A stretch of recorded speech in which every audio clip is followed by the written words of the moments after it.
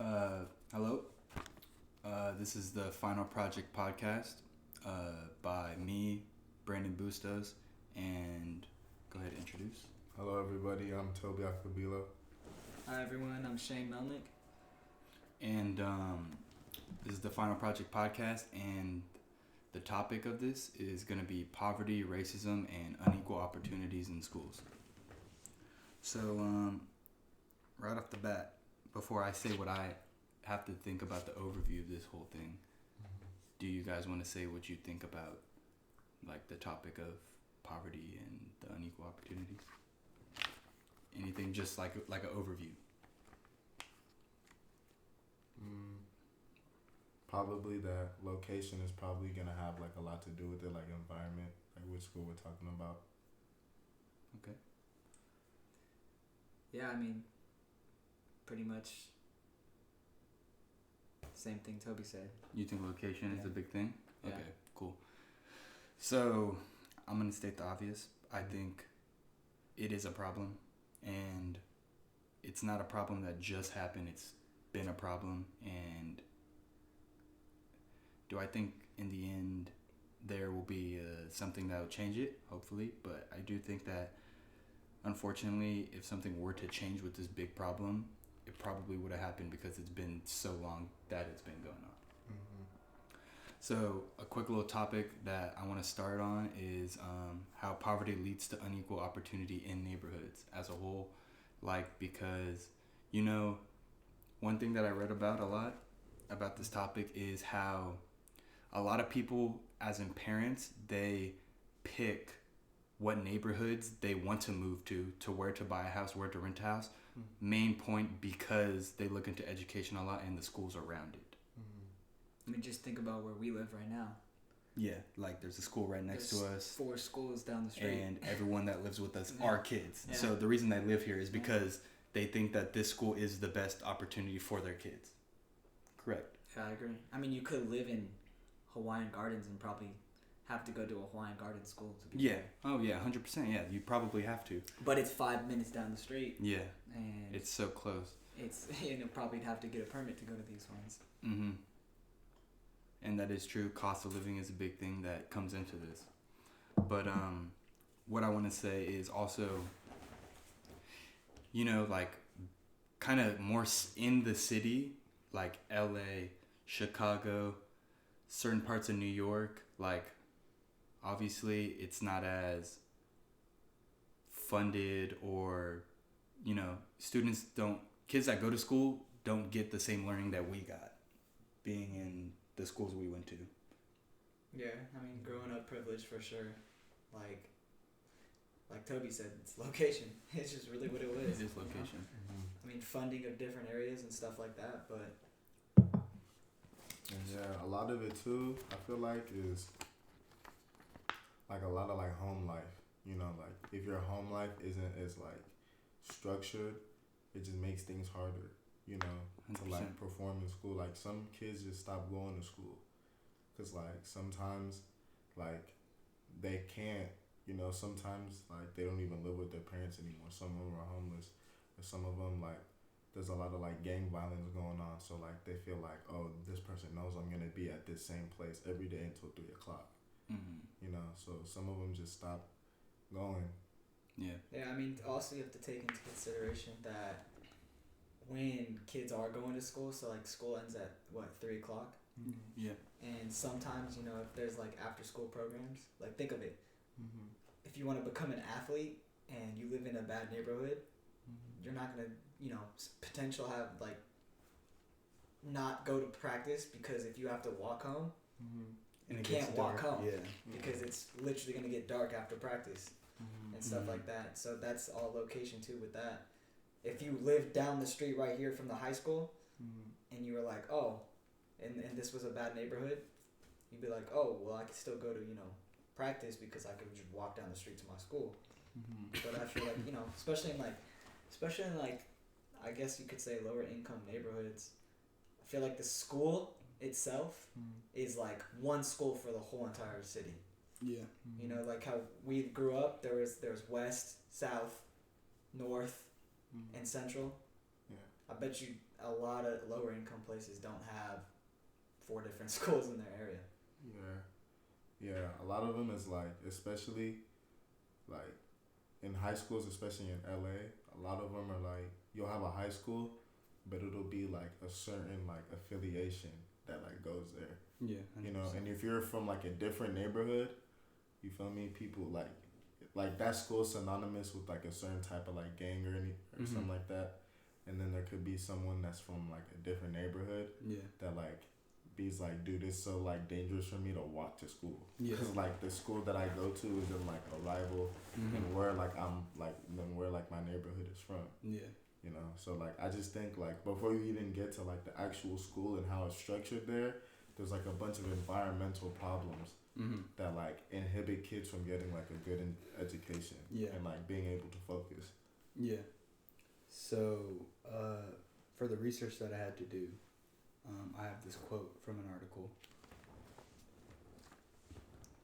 I have this quote from an article, and it says that, quote, in the USA, where one lives typically determines the school one attends, as we said. Although this link is loosening, about 70% of children and 85% of public schools public school children attend their neighborhood public school. So that's kind of what you were just saying, that like where we go to school, there's always going to be people who get permits to go to our school. But that's just because since we live in a place where, you know, it's not as bad. Like, for example, how many kids from high school had to get a permit to go to our school that you know? Like, I would say a decent amount of the people that we talked to had to get a permit just because they didn't live close and local, because we could walk to school. Think about Redondo kids. Like, all the kids on, like, the West, or the Redondo volleyball team. Yeah. They were all, like, permit kids that played football. Yeah. That were just like, oh, I just need the extra credit, so I'm going to play volleyball. They were from, like, you know, neighborhoods that don't even have a volleyball court in their, like, whole, like, block. Yeah. So that's kind of like talking about how, you know, where you live leads to opportunity. Think about the kids who weren't able to get this permit that had to go to schools like Lawndale and Hawthorne. Like, they didn't have that exposure or a parent to push them to be like, oh, let me go to this school because it's safer. Doesn't it cost money, too, to go get a permit? Yeah, and you have to get good grades. Yeah. You have to higher than a 3.5, I think. So that, again, someone who's unmotivated, like, you're not going to be able to get into the school. I mean, just think of us. Like, to be honest, I wasn't an A student back in high school, so I needed to get a permit to go to, like, let's just say Redondo or something like that. It'd be tough. I probably wouldn't get a permit. But then again, that comes to where you're like, oh, I need to do this because I have people like my mom and my dad who put in all their time, all their effort for me to even get this opportunity for the permit. This is when you're going to need to make sacrifices like social life, sports and stuff, because you're like, I need to hold myself and I need to get higher than a 3.5 so I can continue to go to the school. Because we are lucky enough to not go through something where we had to, like, when we went to school, we knew everybody since elementary school. We didn't have to go through a whole phase of having to go to a new school and not know anybody. And you know how high school is, like, people are ruthless. Yeah. They don't care. Though you're the new kid, like, at least I think from where we are, not many people are gonna rock with depending on and, you know, some neighborhoods where people like us have been known each other since grade school. Like, think about high school. If you were in one of these unfortunate neighborhoods, like bullying doesn't really happen around us, but in a lot of other places it is a common thing. Yep, exactly. So that comes to where, once again, your parents, and they're gonna try their hardest to live in a part where you go to one of these schools that will bring you these opportunity, but a lot of times you're not able to. The mom, maybe it's a single mom, single dad, or it's a parent and they're both struggling, working 45 hours a week just to get that rent for this house. Like, they're doing all they can, but it's still it's just unfortunate that they won't be able to push you to the school that might give you more opportunity. Yeah, that's true. And I also think too, like, like there is like, I don't know, I wouldn't say, because I know we're gonna get to it later, so I wouldn't say like this is like the solution, but they do have something in place where like, well, not really something in place, but just how it goes is like, if you go to like a pretty rough school and then like you actually do good there all 4 years, like colleges will like look at that and just basically be like, oh, okay, like we kind of like seeing that. But if you think of it too, if you go to like, let's say like, well, like a rough school, let's say like one in like Compton, right? Mm-hmm. Like Centennial or something. If you go to there and you get straight A's and you're like a varsity athlete, they could also just be like, he went to a school where he went to a bad school. But 4.0 doesn't really matter but that much. But I don't really think they're gonna do that because they're all about like looking at diversity too. True. Because that's why a lot of nowadays, yes. Yeah, that's what I'm saying. Yeah. Nowadays, like a lot of times, like that person will get picked over. Like let's say they have like a 3.7 in Centennial. Yeah. A lot of times that person will get picked over like somebody at West who has a 3.7. Yeah. Because they'll be like, damn, this person's a minority. Like, which West is a more... Yeah, like you know how many people go to UCLA and like all this stuff that like they didn't go to the best high school per se, but they just did good there. And like sometimes they even look at it like damn, this person comes from like single parent, like low income, like damn, they must have had a lot of internal motivation to do good. Because another thing is, a lot of times when you are raised by a single parent and you see them hustling, you're thinking to yourself that, okay, my mom, my dad, they didn't go to school and they're over here hustling. Sometimes that brings motivation for you to do better in school, to bring that opportunity later. But a lot of times you're like, oh, okay, well, if they didn't do it, maybe I should start working now so later I could have money saved up, or I could help my mom with rent and stuff like that, like groceries and stuff. So it's really kind of depends on the person and how they're raised and how the parents do portray how they work, and how like a lot of parents care about kids' grades and they really want them to push and strive, but a lot of parents don't check on your grades and they just like, are you doing okay, like you not getting beat up, stuff like that. Because my dad didn't go to school. My dad has never asked me ever how I'm doing in school, or like been like, oh, let me see your grades. Or my mom, she has a master's, all this, she's like, oh, let me see the student portal, let me check your grades. If I did bad, I'd get punished, stuff like that. So I think it also comes on the parents and just how they portray school in general. Yeah, I think that's a big thing. That could be a mom thing too. Like it could just be, besides like the fact of like your mom going to school or not, or your dad going to school or not. It could just be a mom thing too. So yeah, I mean, to be fair, yeah. But think about it. Like, if you were a single dad, are you gonna be on your on your kids about like doing good in school? Like, do you personally are you gonna push your kids to do good in school? True, 100%, yeah. Like, I think that it plays a pretty big role on just how the parents view school and all of that. Yeah, and some parents are like, I don't know, parents that like maybe aren't from here, or like sometimes not even like privy to all that. Yeah. Like a lot of times, like maybe they don't even, especially people that like live with their grandmas and stuff. Like their grandma may not be like, oh, like let me check this parent connect or the student portal. They may not know that even exists or anything. Yeah, that's true. I agree. Yeah.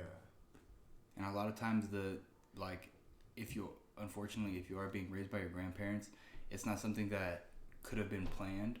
So they're like, could be working a lot too, could be, a lot older and they're more homebodied and you have to take care of them. So that also is going to push you away from like, okay, yeah, school's important, but I'm also taking care of I have to take care of my grandma and my grandpa or aunt and uncle, because they can't work and somebody needs to work.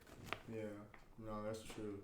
Especially like in a lot of the like low income areas. Yeah, like I'd say like projects and stuff like that. Like a lot of people are raised by like their grandparents or just by like one parent or like their mom.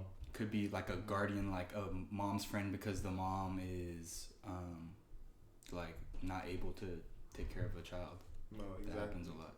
I mean, that doesn't just happen in Yeah, no, that happens everywhere. Well, because like my mom, she never went to school, and my dad never went to school, but I still want to go to school. But my mom's mom and my mom's dad never went to school, so it wasn't like, I mean, it's not like they're not successful. It's not like you can't become successful from that when your parents don't, go to school, or your parents' don't go to school and stuff like that. So like the lower incomes, like if you have the argument of saying, oh yeah, like my parents never went to school, so there was no motivation to go to school or whatever. I don't know how I feel like on that. It's a lot more common there. Yeah, 100%, 100%. Anywhere else. Because like someone coming from a privileged family, like I could just be like, yeah, my parents never went, but I'm going because I have the financial stability to do so. But like somebody from like wherever, lower income, that their parents didn't go or even preach school, because my parents never preached school really, but I was like, yeah, I want to go to school, but they probably just don't even, like, you have to go out of your way to go to school if you don't have the financial stability to do so. I was just like, yeah, I want to go to school, and figured it out from there. What we were saying though was like the parents being like not in their life at all. Oh. Yeah, and you have like a guardian. Like you feel me? They're raised by like their grandma, or they just have their dad. Passed away, gone, not there. Yeah, just like just not there. Yeah. I thought like they worked, so the grandparents took care. Because a lot of times like kids will just like kind of just like do stuff they could get away with. Yeah, that's facts. Like if you think of whenever your parents weren't home. Yeah. Would you be doing homework or would you be playing Xbox? Playing Xbox. Like, on the computer stuff. Kids don't really like all the way, like the brain development obviously is not there. Yeah. And so like we just kind of do things based off on like, oh, are we gonna get in trouble or not? Like, is this the right thing to do? I still do that stuff. I'm still doing that stuff. I'm still playing Xbox. Like, dang, am I gonna get in trouble for playing? But I live with I don't even live with my parents. Yeah, and then that's when you're like, oh, I'm playing Xbox. I'm doing this. That's because it's bad. Yeah, it's like, should I be doing homework? Yes, but I'll get to it later. Right. Yeah. But that's a different topic. No, that's that's another thing we've talked about. So now I want to move towards just race in schools and just how race is viewed in schools. Just because I think we're talking about education, that is a big thing. And one thing that I found while researching very interesting, because it's something that it's like when you hear it, you're like, no way that somebody actually said this. But it says, it does relate to conservative commentators. That's what the first thing says. But it says, while conservative commentators develop abstract to cultural arguments, they discovered that cultural patterns from their structural roots, and they actually blame African American culture for school failure. It's just, to me, like today, like everybody is immersed in African American culture. Like white people, Asians, like everybody wears Jordans. Yeah. Everybody listens to hip hop. Even if someone barely listens to hip hop, like 90% of people that like we interact with listen to hip hop. Like maybe 1 out of every 10 people, they'll be like, nope, I literally just listen to straight something else. Yeah. Wait, will you read that quote for me? It says, while conservative commentators develop abstract cultural arguments that disconnect cultural patterns from their structural roots and blame African American culture for school failure. So they're just conservative. Well, okay, regardless of conservative, even though that is... they're just blaming... They're blaming African American culture for, African Americans' school failure. But that's kind of what we were talking about. Like, that's wrong because, like, it's just all, like, well, in my opinion, it's wrong because it's just systemic. Yeah, and it's, like a lot of things in life, it's, like, just situational, and the hand you were dealt that is unfortunate. Like, it could be really bad, you could be blessed, but the hand you're dealt is something that is you have to live Cause with like it. I don't know, like a majority of us, I mean, like everybody I know and interact with, they all like and mess with like a certain piece of African American culture, whether Mhm. it's like music, like things that have stuff to do with African American culture. You know, it's funny that you said that. I literally looked it up the other day because I was like a Christmas Carol, like or any like type of like festive like music. I looked it up yesterday and I was listening to this music or this song inside the car, and it's like it's Santa's Sleigh Ride or something like that. I forget how the song goes, but I was like, I bet you this is an African American that sings this song, but most white people probably wouldn't understand that. Like they probably would love that song and be like, oh, it's a classical song, but wouldn't realize that that's from Black history, Black culture. Yeah. Like that song is made from African Americans. Yeah. So, I mean, where'd you get this from? This quote? So I have this from it's from the Long Beach Library. Let me double check right here on my computer since it's here. I have this from, let me double check. But I mean, like that. I just thought it was funny when I was looking it up. I was on Spotify, and I mean, I was on the radio, and I was like, this is like a classical Christmas song. But I was like, you know what? This is like a predominantly white AM or FM channel, right? And I was like, it's funny because they probably playing it don't even realize these are like African Americans singing this song. Yeah, I agree. And so the source is called, well, it's titled "Still Separate and Unequal: Examining Race, Opportunity, and School Achievement in quote-unquote integrated suburbs" by Jonathan B. Diamond. See, and like my thing about it is like it's kind of like the quote is kind of slick because like, dude, like yeah, he's kind of right, but he's just ignoring the bigger problem that like it's systemic why it's like that. Yeah. Like things are changing like nowadays, but bro, like back in like the early 90s and 80s, like late 80s, early 90s, even the early 80s, bro, like every black person or person of color was going to jail. Like no matter what, like if you were growing up in that time, you would have gone to jail at one point in your life. And like me nowadays, I literally cannot like imagine myself going to jail. And like, probably a majority of those people going to jail didn't go to school. Like honestly, like majority of them weren't going to school. Like they didn't have either time or they were doing other facts. stuff. But even the ones that were. Yeah. No, you know, facts. even the ones that Yeah. like I'm not even gonna say wrongfully arrested, but arrested for things you wouldn't be arrested for today is my point. Like selling weed. Yeah, or like you feel me, like different things like resisting like arrest, quote unquote. Yeah. You know. True. So from the same thing, because I'm just looking at this little paper I have. Interesting. That is because I want to say it, because it's something where, like, I personally think that it's kind of sad that this has to even be said, but I mean, since it's by examining race and opportunity and stuff. But the quote says that black students are just as engaged in school as their white peers, study just as hard, and actually have more positive attitudes towards school. But another thing that goes back to kind of where you live, it kind of depends because, he's relating these African American students to, white kids, and you got to think about a lot of times these white kids or white people also in school, they could be kind of well off to where they're like, oh, I'm only going to school because my parents are making me, but I'm probably going to work for my dad, things like that. So that's why, depending on the area, you could have kids that like don't try as harder, and you have kids like we were talking about earlier that have to push harder because they have to hold good grades and Like a GPA. Quota, yeah. Wait, yeah. So did that quote just basically say that black people are more focused in school than white people? That's what it's like pretty much summing up to say?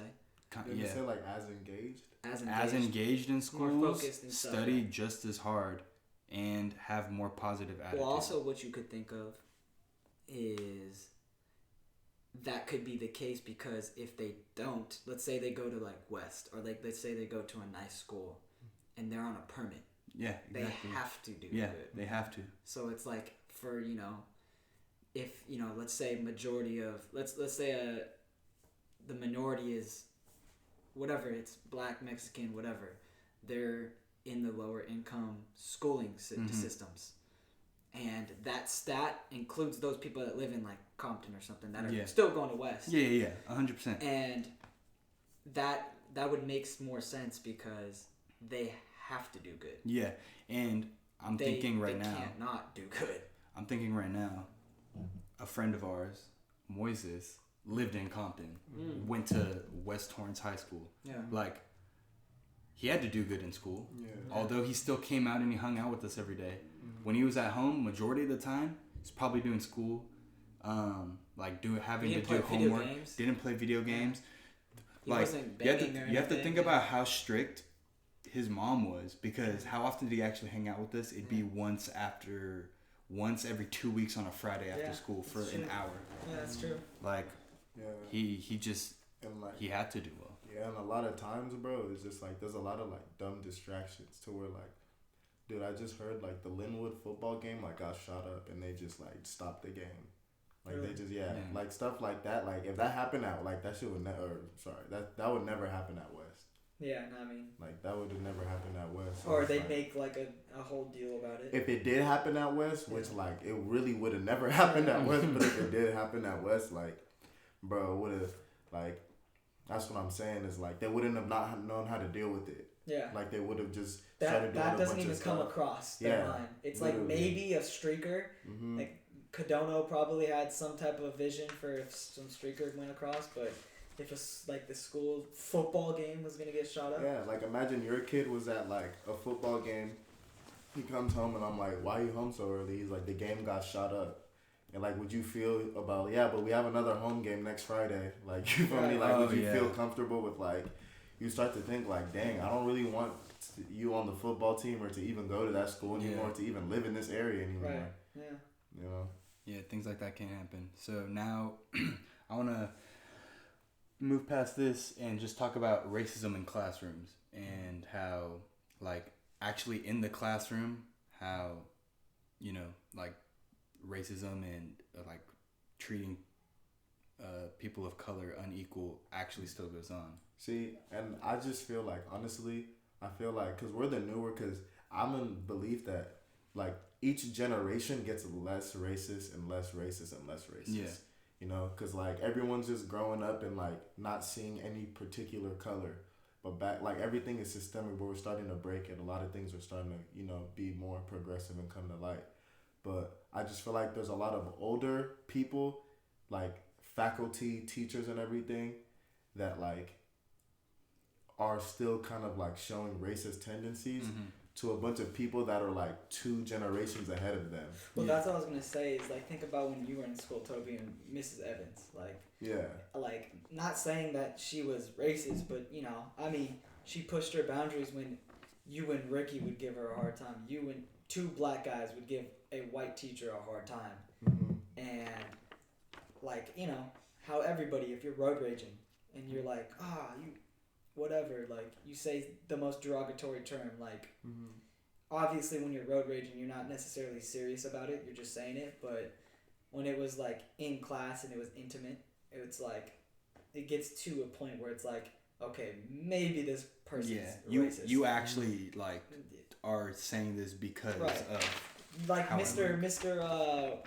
Cole's dad, the Cole's dad lookalike. Oh, the substitute. Oh yeah, he was always messed with all the football players, and like majority of them were black and stuff like that. But he'd be like, "Come on, guys, like, come on, like stop it." But he wouldn't be like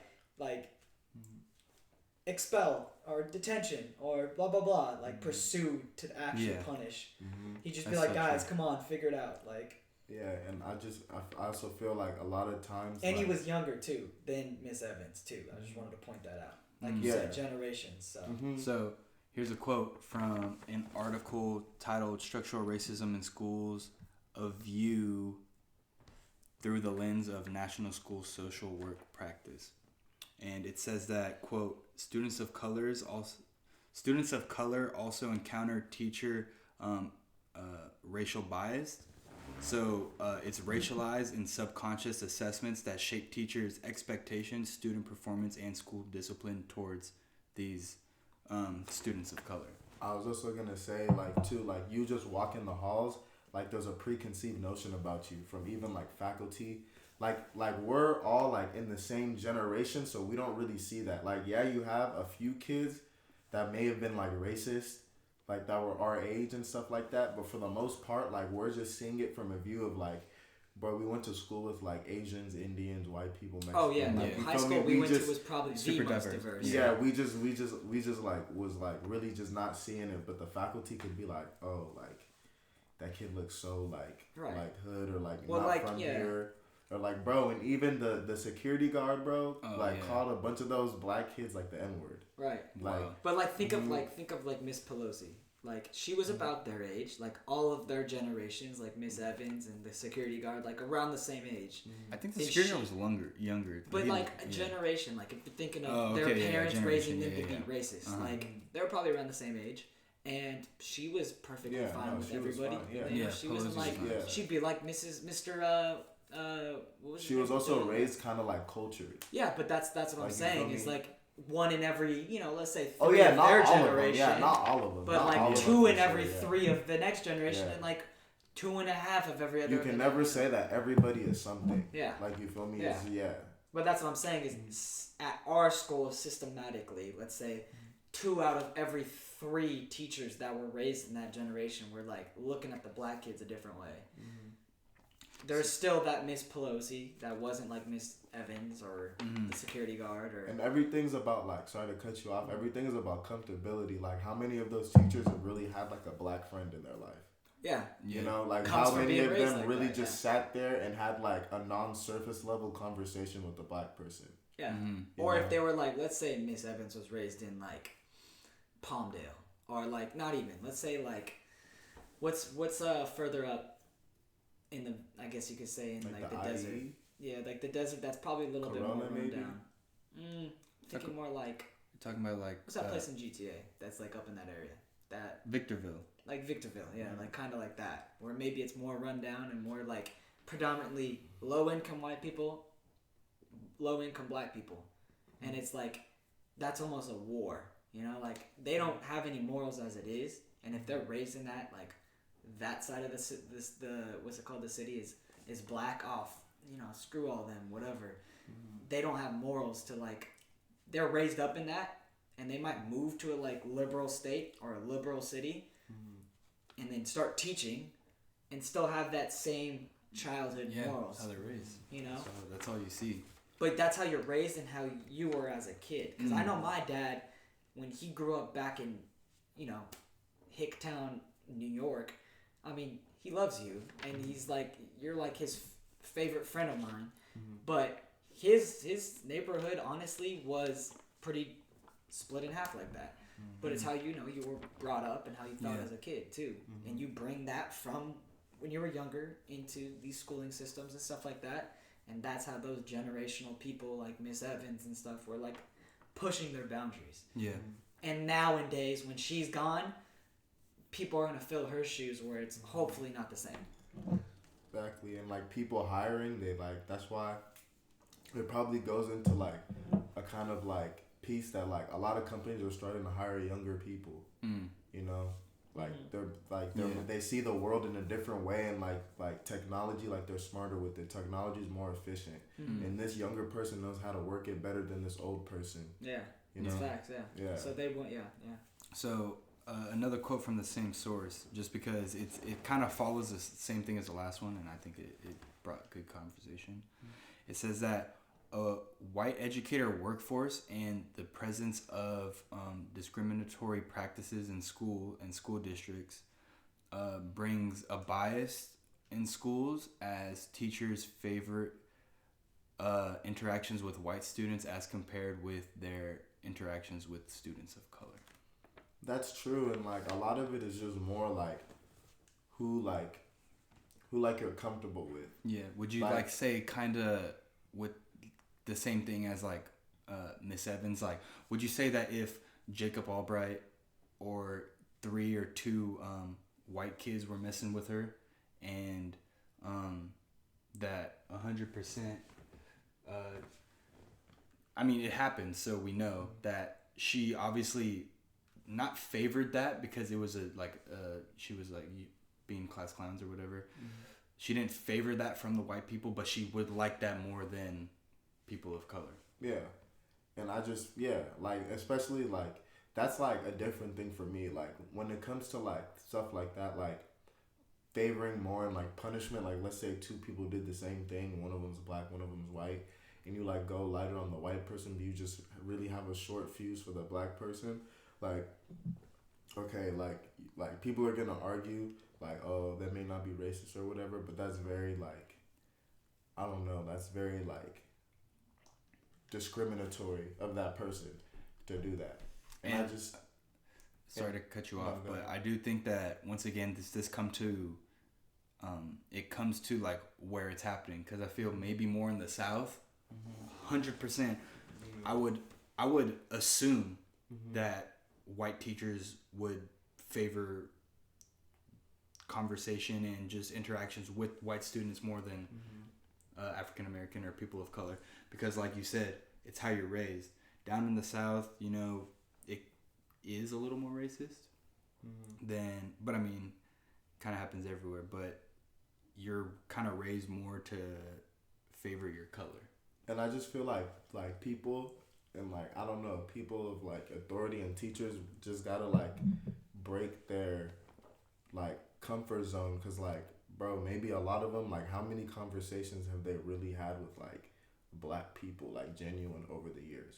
So, like, I can't call somebody racist like Mr. Belcher if he feels more comfortable talking to, like, Nate Baker than, like, Shea Estrin. Even though they're both on the baseball team, but one's black and one's white, like, he probably just talked to, like, it's like it's like if you think of, like, I was gonna say, like, if you go into a Mexican neighborhood and it was a predominantly Mexican neighborhood with them going to those schools, and let's say the Mexican teachers were there, and for instance, me being white go to that school, it'd be the same case. Like, the Mexicans you're just also, gonna like what you're around. Yeah, but like for Mike, like our Asian coach, who did he favorite the most? Khan Shimizu, Asian. Brian Burrell, half Asian. Like, he just, you know, it's just how it is sometimes. You know how people want to surround themselves by the people that are like them. You know, because, like, Mike is like the whitest dude I know. You know, if that's like a term, the whitest person. You know. Yeah. He's typically, you know, a very normal guy and just doesn't have, like, views on, like, anybody. You know, like, he loved you just as much as he loved anybody else. You know, But that's, like, people have to break that, like, they come out of their comfort zone, and, like, that's why I'm saying, like, it shouldn't be like that. Where, like, oh, like, you just feel more comfortable talking to this, like, white person than this black person. You know, because, like, depending, like, me, like, I don't know. I just, for me, I'm not gonna, like, see, like, a white person and a black person and feel more comfortable talking to the black person unless I'm in, like, an area where it's like we're the only 2 black people in this like whole, like, in like this whole like room or party, like we're the only 2 black people here. That's what. But if we're just walking on the street, I'm not gonna see a black guy and feel more inclined to say what's up. It's just like, Okay, yeah, that's true. I think that that should be different for race too. But, like, if you know, I traveled around the world and stuff like that in different countries. If I saw an American in, like, Poland where I was, I'd be like, "What's up?" You know, like, speak English, like. But that's so different than the fact of, you know, visual. Yeah, because once again, like, you're in a whole different country where people don't even speak the same language, so that's gonna come to you. Right. But, like, if I went to be fair though, in America, you know, black people know exactly what other black people go through, in the sense of it's almost a different language. Like, body language is still a language. So it's like, oh, you have your hoodie on in here? Oh, I took mine off because I'm scared to have it on. Like, hey, bro, like, you know, like, body language. I mean, that's a whole different subject. But, that's true though. Okay, you know, yeah, that is really true. Because, like, if you're in a different country, language is language, but, like, if you're in America still too, body language is still a language in itself too. And if you're like, hey bro, like, hey, take off your hoodie. We're at a let's say like a bar mitzvah or something like that. Like, hey bro, that's predominantly white and like. But them may being like, oh, I don't want to like, not saying I don't want to talk to this black student, but Right. I don't feel as comfortable. Maybe that's them being like, it might be awkward, but it's awkward because you guys don't necessarily understand each other. Right. So you guys should be talking to understand each other. Like it shouldn't be like a, like there's there's like a big thing like white guilt, you know, that like a lot of white people who are like not racist at all, but they'll just like have that white guilt, and it sometimes like shows where they're just like, damn, like I really feel sorry for like you, or like, damn, like you have like a hard, like they did like a survey, and like they asked a bunch of white people like, would you want to be black, and like this isn't even being racist at all, but like most, like literally 99% of them were like no. Yeah. Yeah, like, cause they see like how it is, and they're like, why would anybody want that? Yeah. You know. Yeah. So like, they should be breaking down that stigma. Mm-hmm. Yeah. So I want to relate kind of this whole topic to a text that I read in class by an author. His name's Du Bois. He's an African American author, and the text I'm gonna read from was written in 1935, and he says, quote, "I feel my heart sinking heavily as I hear again and again, quote unquote, do you have a teacher? Yes. So I walked on and on because horses were too expensive." So this is way back then, talking about how he is a black man in 1935 who he's a teacher. He became a teacher, and he's going place to place, school to school, saying, "Oh, do you have a teacher? Because I'm a teacher. I'd like to teach." And they say yes, most likely because back then people were like, "Oh, I don't want my kids to be taught by a black man." This guy? Yeah. Yeah. There you go. Dang, you got the book right there.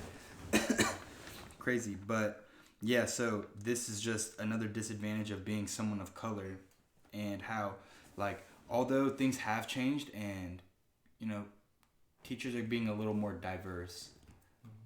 I have yet to have an African American teacher. But you know, it's being more diverse. But how this is just it was kind of a disadvantage, him being a person of color, and how nowadays still being a person of color is gonna bring you disadvantages. Yeah, it is, and like it's kind of masked because like we all love like African American stars now. So like we love like Kobe Bryant, LeBron James. We'll buy all the Jordans in the world. We love like musicians. Russell Wilson. We love Young Thug. Like we love all these African American stars, and it's like kind of subconsciously helped everyone be like, oh, well, black people aren't, so they're just like everybody else. Yeah, I mean, you know? I haven't like think of like Fortnite, all right? And besides like the recent events, but think of how many like probably white kids, whatever, Every that colored play kid. Fortnite were like, Travis Scott, bro. They weren't like, oh, that's some black guy. I don't like Travis Scott. Just like, oh, no way, Travis Scott. Like, his face is on a video game, and you're supporting him. Yeah, millions of kids, all colors are coming. Not even because thinking of- about skin color. Just Yeah. like, holy shit. Millions of you know, people that's- are coming. Excuse my language, but that's Travis Scott. Like, Yeah.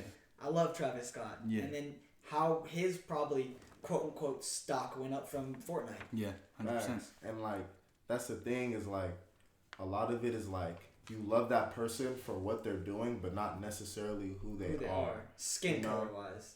Not like Or even who he is. He Yeah, grew up even in like Houston, yeah, you know, like Yeah. bro, like we like I mean like everybody likes like Tom Brady, but if Tom Brady wasn't Tom Brady, right. not everyone would love him. So Right. it's the same thing as like somebody had a quote, I forgot who it was. Somebody was like, see, like if Michael Jordan gets pulled over, he's Michael Jordan, he's not black.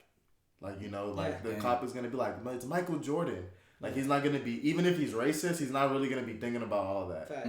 You know? But That's funny you say that because last night when we were working, the announcer for a Showtime boxing event, and I guess he does some NBA stuff too. The guy that was on the floor doing the announcing. yeah. he came through my gate, and he was like, but I'm, let's just say, Nick Fury. And I'm like, okay, sir, cool. I personally don't know who you are. White dude. And I'm like, I don't know who you are. Where's your credentials? And he was like, well, I'm Nick Fury. You know, like, and then everybody's like, oh, no, bro, that's Nick Fury. Let him in. Like, that type of stuff happens everywhere. Yeah, 100%. You know? No. White, black, whatever. No, but exactly. you're right in a sense of, you know, more, let's see, black people get pulled over by cops for whatever, speeding or something like that. If it was Michael Jordan, hey man, can you sign my shoe? Can you? know? Oh, hey, sign this ticket. I'm not gonna give it to you, but sign like this piece of paper. I'll pull the pin. And exactly. Like they're just like they're not even gonna be thinking. But if it's if Michael Jordan wasn't who he was just a regular plain old guy. Like he would go through what all the other black people would be going through. Like, you know? just worrisome and all that. Yeah, and like getting pulled over, like all he this gets stuff. pulled over. He's like, God, exactly, like wasting his time. But it's like LeBron, Kobe, like all those dudes. So like it kind of helped everyone be like, oh, they're not so bad. But everyone only likes those people for like what they do. You know what I'm saying? Like, yeah, you have your super fanatics where like they go into all their life story, but like they fell in love with that character doing what they're great at, what they're best in the world at. Like you have to be like to be a black person and truly break through and not have to deal with anything. That barrier, you literally have to be the best in the world at something. Yeah, like I'm not gonna lie, if like I were one of those like cops, right? Those cops that just pull over black people, right? And I saw Amir Johnson or Michael Beasley, I'd be like, who are you? Like, I don't know who you are. What do you mean? Like, but we know who he is, and we're like, oh, that's, you know, Michael Beasley, you know? But just like when I was telling the announcer that I guess that he's done NBA and does the boxing. I don't watch much boxing at all, and I probably didn't watch basketball when he was doing the basketball stuff, so I had no clue who he was. And he was like, yeah, but I'm Nick Fury or whatever. And I'm just like, I don't know who you are. Yeah. But that was just to get into a stadium. Think of if like a racist cop is like, hey bro, gun to your head. Hey bro, I'm Amir Johnson. I have a game tomorrow. And you're like, I don't give. Get on the floor. But I'm Amir Johnson. Like, what's his name on the Houston Rockets that got in a fight? Kevin Porter Jr. Yeah, that fool got held at gunpoint by a cop like pretty recently, just because the cop didn't know who he was. No, but you know what happened? Crazy. I'm gonna say this, but then after we're gonna talk about another thing. Yeah. But so what happened with that is Kevin Porter Jr. His friend got in like a fight or something, and Kevin Porter Jr. wasn't in the fight, but he was protecting him. And I think he had just got traded or cut from the Cavs, so he was not signed. He was a free agent, and like the cops were coming to help him, and he was like, no, like he didn't want to talk to them. He's like, just bring the paramedics because my friend's hurt and he needs like help, but he wasn't like talking to the cops at all because he knew, were they realistically gonna know he's Kevin Porter Jr. who is like 23 in the NBA and a young star? Right, yeah. No, they weren't going to know. So things could have escalated to something else. So he was just like, no, trying to stay out of it, didn't want to lead to anything bad. But to close out this conversation about all this, what do you guys think is like a solution to these things that we talked about? Like, how do you think this problem of like racism in schools and stuff like that, how could that be fixed and pushed to not be as prominent in, like, I'm trying to think of a school better word. just in school in general. Just in schools. So I'm gonna say, I think in certain areas, actually all areas, I think hiring a more diverse teaching staff and having more diverse faculty, I think that can push for students to kind of see, like, kind of not see color and kind of be more like, oh, everybody can do anything, like anybody could do anything despite the color.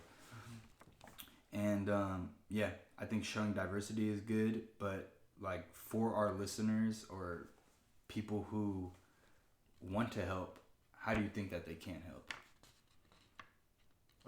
I agree with what you said about the like diversity and like the faculty. Like if you have more like Mexican teachers, black teachers, Asian teachers, you know, along with the white teachers, then like that'll be less of a problem because like, you know, obviously you're not really gonna have like Mexican teachers who hate Mexicans. Like that's not really.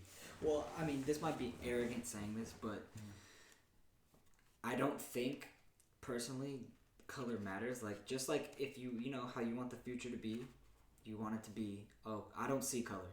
I don't see color. All this other stuff. I have personally heard, and I've read books like I read Malcolm X's book. Some of the most racist people are their own color. Like especially in the South, we don't know this because we don't live in the South. But some of the like that Get Out stuff, like where they're like they put their brains inside like a black person or something like that.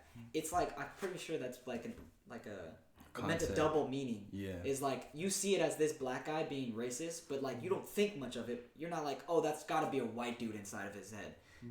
I think some of pretty much in the South and those type of areas, I've heard that the most racist people are black people to their own people and stuff like that. So I don't think that putting Mexicans into a white or predominantly like Asian, white and Mexican high school is going to do much. Personally, I think it'll do a lot. It would. Like it would. You gotta realize, or not realize, but like, bro, like 90%. I'll just say, like, this is just me speculating. I'm like comfortable enough to say like 90% of black people aren't racist. Yeah, facts. Don't like hate black people and wouldn't teach like hatings on black people. Yeah. Like, so what you're we're going just talking about all the ignorant people like you're low going income. statistically. So statistically speaking, let's say you hired out of a pool of 10 white people and 10 black people, you hire 3. Let's say 4 white people and 6 black people out of that 20 pool of people. Statistically, out of that 10 that got hired, 2%, 2 out of the 10 are racist. Maybe 1 black and 1 white, or maybe both white. If you're saying, let's say we hired straight up 10 black people or 10 minority, right?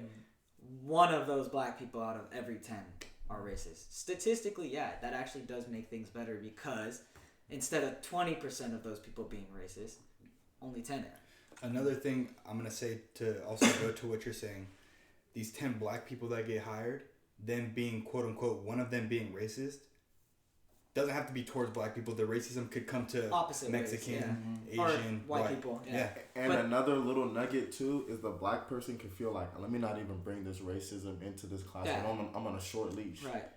You know, like, no, but that's what I'm saying also. Is if you think of it this way, like, look, I don't know when this will change. I don't know if it will change, but typically when a black guy gets hired as a professor or Jimmy at our work gets hired as a manager or something like that, what do you think of him?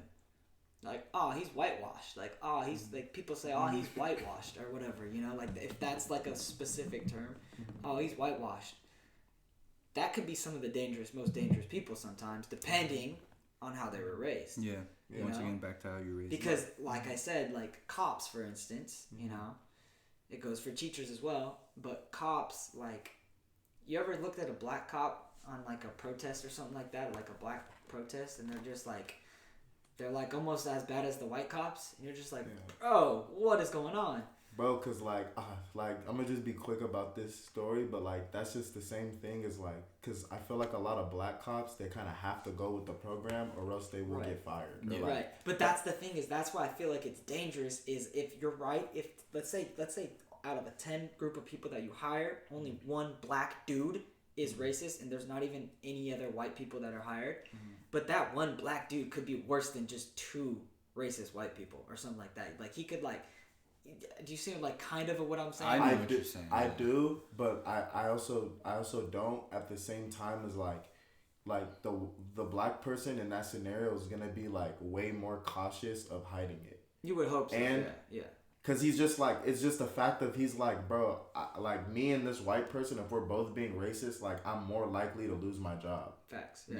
So, just because like the way they're gonna be like, bro, we're not having that, especially from like Right. you, like, Right. you know. And I just feel like a lot of times, like, I feel like first of all, I feel like racist people are either like super rich people or like uneducated, like kind of low income white 100%. people. Yeah. Or like not even just white people, just any people. Like in the Right, South, no, I feel like it's super Yeah. like uneducated. Well, Like, like what I'm saying is you the know. most like racist people that are of their own color, like Mexican to Mexican or black to black, racism, are either grew up like SIA super wealthy, like somewhat super wealthy, and are like, oh, I hate Mexicans, like and stuff like that, or they're like the scummiest of scum, you know, where they're like, I don't know, that's pretty messed up to say, but they come from a low income family and they make it successfully, and they're like, oh yeah, all those people growing up, they were blah blah blah this, and they're like hating on their own type of people. I was in the same. but I was that's in the the same thing. situation. Yeah, That's the like thing. I don't want to stoop to that. I can't even know. say, bro. I just feel like a lot of like the people, like let's say I feel like a lot of the black people who are racist towards other black people, Right. Like unless like I don't really can't count like if you like if a black person kills another black person on like gang violence, I don't count that as racism.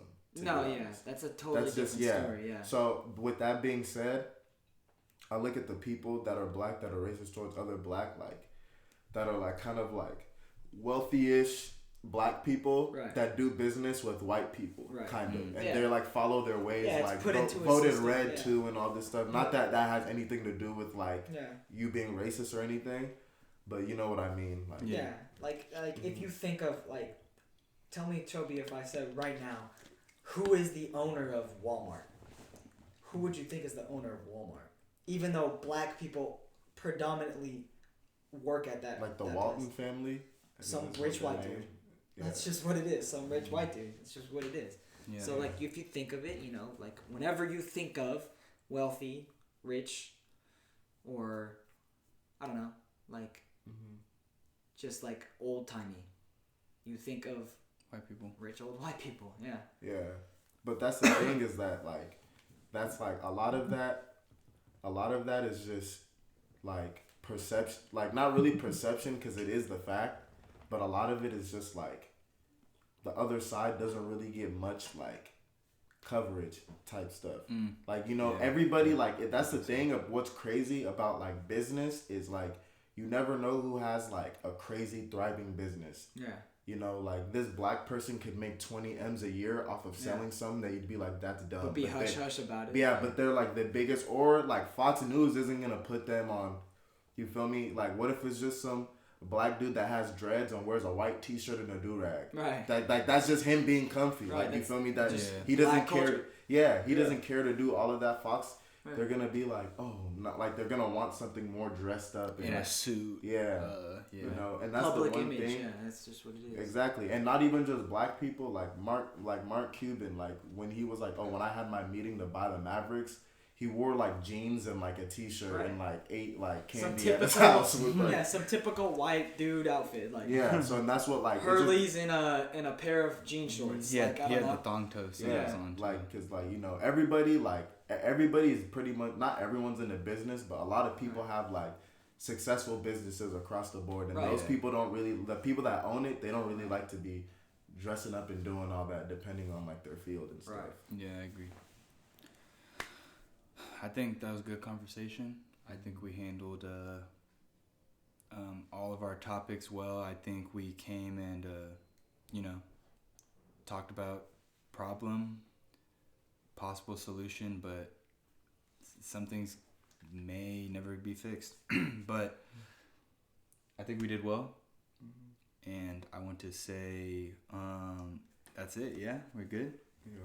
I want to say thank you, Professor Lachlan, for having the podcast be an opportunity, because multiple voices could be heard and multiple perspectives, and how we all are going to think different. But I think it was a fun project, and I hope you like it, and just want to say thank you for everything.